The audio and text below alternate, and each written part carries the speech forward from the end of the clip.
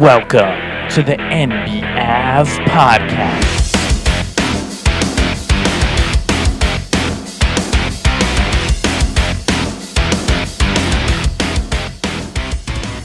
This is NBAV coming to you on February 6th, 2024. We're going to recap 6 games of NBA basketball that occurred last night on February 5th, 2024. We're going to run through them starting right now, with the Cleveland Cavaliers staying super smoldering hot, winning 6 games in a row again. They previously won 8 or 9 games in a row. Now they're coming back with another 6, staying firmly in the 3 seed in the Eastern Conference, beating up on the Kings 136-110. Cleveland getting everything they want on the offensive end. They have the cutters swinging from side to side, left wing, right wing. All of that cutting is getting them a ton of easy buckets, a ton of second chance opportunities to beat a team like the Kings. And for the Kings, you have a team that was in the playoffs last season, nearly beat the Warriors, who were at full strength. The Warriors were playing well. They took them to Game 7. And the Kings come out this season, and they just are not winning with the same consistency that they did last year, and they don't look as good, not by a wide margin. It seems like they have a lot to figure out. You can lose to Cleveland. Cleveland's beat almost everyone that they've faced over the last 30 games or so, but you can't lose to them by 26. Cleveland is not 26 points better than you, Sacramento. You have a lot of good pieces. You have a lot of good players. But whenever I watch the Sacramento Kings play, it always comes back to Sabonis. Because what he does, clogging up the middle of the floor, taking the ball, trying to create for himself inside the paint, kicking it out, trying to, seeing what he can do, and then going to plan B and passing it back out.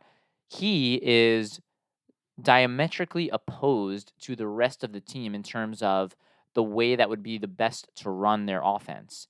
You have Fox and you have Monk, and they run the quick up and down the floor action. They could run the side to side action with the quick cutting off the ball. They can do that.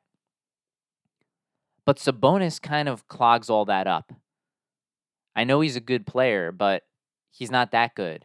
And in my opinion, I would totally get rid of Sabonis if I was Sacramento, in the hopes of getting another player who actually fits with what their team does. If you could get a more versatile big man who is more agile and quick, and maybe not technically as good of a player, but who does more of what the Knicks expect their big men to do in just rebounding the ball and getting second chance opportunities and moving up and down the floor quickly, I think that the Sacramento Kings would be better off. That's what I would do. I know they're never going to do that, so it's just silly to say it. But I think that Sabonis is a big part of why the team isn't playing as well right now in terms of him clogging up the offense. And he didn't play well last season in the playoffs anyway. So what really would you be losing by getting rid of Sabonis?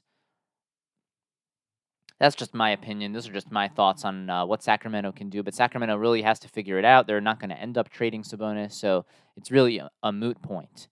But we move on to the Lakers handling business against the Hornets, 124-118. Yeah, the score ended up being pretty close, only a 6-point victory, but doesn't really matter. Lakers did what they had to do. They got the victory, and that's all that counts. Now they managed to string a couple of victories together in a row, right? They have three wins in a row. They're sitting in the 9th seed. And they're doing what they have to do. They got to keep the winning up and see if they can move up to 8, to 7, and get out of that play-in sort of territory. Then we have the Mavericks beating the short-handed 76ers. This is a game the Mavericks have to win, 118-102. That's a 16-point victory for them, and it's what you expect. The 76ers aren't going to win very many games as long as Joel Embiid is out, and it seems like he's going to be out for quite some time. Now, a lot of the different NBA shows are talking about, how does Joel Embiid being out for a seemingly long period of time, how is that going to affect the trade deadline? And it's really a silly question because it doesn't really affect the trade deadline at all. Assuming that Joel Embiid is going to come back for the playoffs, you need to bring in another player. And if Joel Embiid was coming back sooner than that, you would still need to bring in another player or two. So it doesn't affect anything at all. Joel Embiid's going to be a firm fixture of this team. He means a lot to the city of Philadelphia, so he's going to be around. And they need to make a trade whether he comes back in a week or whether he comes back in 3 months. They still need to make a trade because their team's not good enough. They need to make a trade because they need to stay firmly in the playoff mix. And they need to make a trade even if they were a higher seed with Embiid back. They would still need to make a trade because they need another player to help them win in the playoffs. So it really makes no difference how long Embiid is out in terms of impacting what they need to do at the trade deadline. But Mavericks beating the Sixers 118-102. Then we move to the Warriors getting it done against the Nets. Steph Curry still the best show in basketball, even at his advanced age, 35, I believe. Still the best show in basketball, just bringing incredible offensive performances night after night after night. The headline from this one is that Guy Santos replaced Klay Thompson in the closing lineup for the Warriors. Does it really matter? No, it doesn't matter. It might be tough on Klay Thompson. It might be tough on his ego, but whether or not Klay Thompson closed a regular season game against the Brooklyn Nets in the long run does not make a difference to anybody. So good job by the Warriors getting the victory. They really needed it. Then you have the Clippers beating the Hawks 149-144. And we were all over this one. If you listened to NBAV's show yesterday, we said exactly this. The Hawks are a team who play down to lower competition and they play up to better competition. And they really gave the Clippers all that they could handle in this game. The problem for the Hawks is that when the Hawks play at their absolute maximum potential and the Clippers also play at their maximum potential, the Clippers are just a more talented team and their max potential is tremendously higher, tremendously greater than what the Hawks can do. On this night, you had, from the Clippers side, you had James Harden, Kawhi Leonard, Paul George, Russell Westbrook, all playing at the top of their game. They were hitting their threes. They were passing the ball well inside. They were cutting well off the ball. They had all of the cohesiveness, all the teamwork, all of the good passing, all the good shooting. You had Kawhi Leonard making some good shots late in the shot clock. You had other players like Coffey and Tice chipping in off the bench, doing what they had to do. So it's unfortunate that the Hawks played so well and DeJounte Murray played so well, and they still couldn't come away with the victory. But yeah, when you play up to the best of your ability, and also a team much more talented than you plays to the best of their ability, unfortunately, you're just not as good of a team as them. But the Hawks should be very happy with the way that they played in this game, and they should try to continue that going forward and say, hey, yeah, we can compete with teams who are considered the best in the league. We just showed it. We just did it. We lost by 5. They outplayed us, but they have more talent right now. So let's just be realistic and try to compete like that every single game, and we'll win more often than we'll lose. That should be the mentality for the Hawks moving forward. And then you have the Jackal and Hyde New Orleans Pelicans. You never know what they're going to do on any given night. They will either blow you out or get blown out. And last night against the Toronto Raptors, it was blow you out. 138-100. You have the Pelicans doing what they're capable of. Brandon Ingram scores the 41. Zion chips in with 16. McCollum chips in with a 20. Trey Murphy gives them 10 off the bench. And there you have it. You have the Pelicans beating the Toronto Raptors, who have been, struggling, to say the least, this season. The Raptors are sitting in 12th. They're only ahead of the real bottom feeder teams in the Eastern Conference. The Raptors are ahead of the Pistons, the Wizards, and the Hornets. So the Raptors have shown, yeah, we're a real bottom team in this league. They've lost 3 in a row. And right now, we're firmly into what you would call the trade deadline talk. The trade deadline is this week. And if you read the rumors are really a bunch of nonsense. It's every team. There's just a headline about every single team saying, so-and-so is interested, such and such team is interested in this player. Now, why is this stupidity? It's silly just because theoretically every team is interested in every player. Taking out from the equation players who are barely in the NBA, any player who's firmly an NBA player, who's firmly a bench player or firmly a starter or firmly an all-star, every team in the league would want every single player. It's just a matter of at what price. If you could have an all-star player on your team for a couple of draft picks, most teams would probably do that. They would make that trade right now if they had the matching salary. If you had a player who was not an all-star, but a good starting player, a solid NBA player, every team would want him for the right price. Yeah, you wouldn't pay a max salary for an average starter, but there is a price where you would want that player. And if you have a good bench player, same thing. Yeah, you're not going to give up 2 first-round picks, but maybe you'll give up 1. Maybe you'll give up a couple of second-rounders and some salary in order to make that deal. So every single player in the NBA has a price for what every team would want them for. So to look around the league and just say, hey, the Suns are interested in Miles Bridges, and hey, the Knicks are interested in Bruce Brown. It's just silliness. It just doesn't make any sense to go through this. And we can go through and make a list like Kevin O'Connor did, where in his new article, he made like 5 or 6 potential trades where you could see LeBron go out to different teams. And I do give him credit for making the list because it's interesting to see what potential trades for LeBron could look like. But it's really all around. It's just not that impactful. It's kind of a silly exercise because we can sit here from today till the rest of our lives and put trades in the trade machine, but most likely the Lakers aren't trading LeBron. It's funny maybe to see what they could do, but it's not really that important. It's most likely not going to happen. What are the chances? And even if it does happen, it could be a trade that nobody saw coming. It could be a trade to a team that wasn't one of the ones that Kevin O'Connor did in this trade machine exercise. So I could sit here and I could go through all the rumors of which players might be traded or could be traded or which teams may be interested in which players, but that's not really so impactful or important. So I'm just going to wait until we get the actual trades, and they may come out of nowhere, and they may be what we expected, and they may be completely unexpected. So far, we already had a couple of big trades this year, both of them involving the Raptors. We had the Raptors trading Siakam over to Indiana, and we had the Raptors trading OG Anunoby over to the New York Knicks in exchange for Quickly and Barrett. So the trades can come out of left field. You don't exactly know when they're going to happen.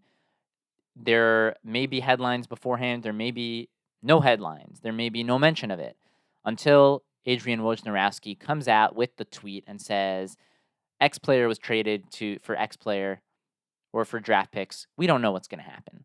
So let's just wait. Let's wait for the trades to come in over the next couple of days. Let's see what they are, and then we'll talk about them on the back end. Unless it seems like a trade is really imminent that it's definitely going to happen, then we can look into the pros and cons in such a trade. But for now, let's preview the 7 games of basketball that we have coming up tonight. We have the Rockets going to face the Pacers in Indiana. The Pacers now have their full team back. The Rockets aren't playing great as of late, so I would look for the Indiana Pacers to defend home court and beat the Rockets tonight. You have the Grizzlies, who are struggling, missing most of the players on their team, most of the impactful ones. They're going to the New York Knicks.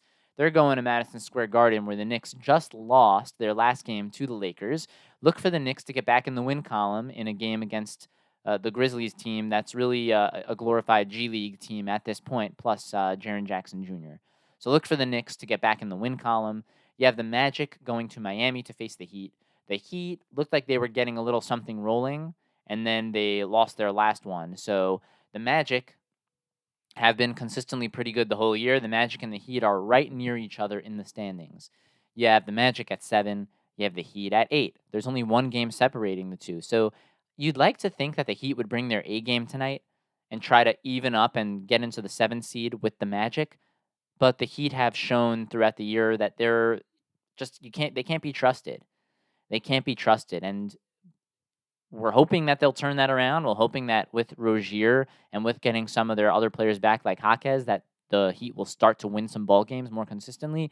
But they'll have to prove it to us that they can do that before we start trusting in them. So you have a good game tonight, the Magic going against the Heat in Miami. You have the Dallas Mavericks playing pretty well right now. They're going to go face the Brooklyn Nets, who are, at this point, they're in the 11th seed. They're ahead of just the Raptors, the Hornets, the Wizards, and the Pistons. They're ahead of the bottom teams plus the Raptors. So you got to expect Brooklyn's going to lose this one to Dallas. Dallas is playing pretty well. Then you have Minnesota going against Chicago. Minnesota's got to handle business against Chicago if they are to be one of the league's premier teams in the Western Conference. So I would still give the edge to Minnesota, although, as we've documented and chronicled many times before, Minnesota really struggles in the end of close ball games. So for Minnesota, look to blow out Chicago. Look to make it not even a ball game with a few minutes left in the fourth quarter, and Minnesota should be able to get the victory.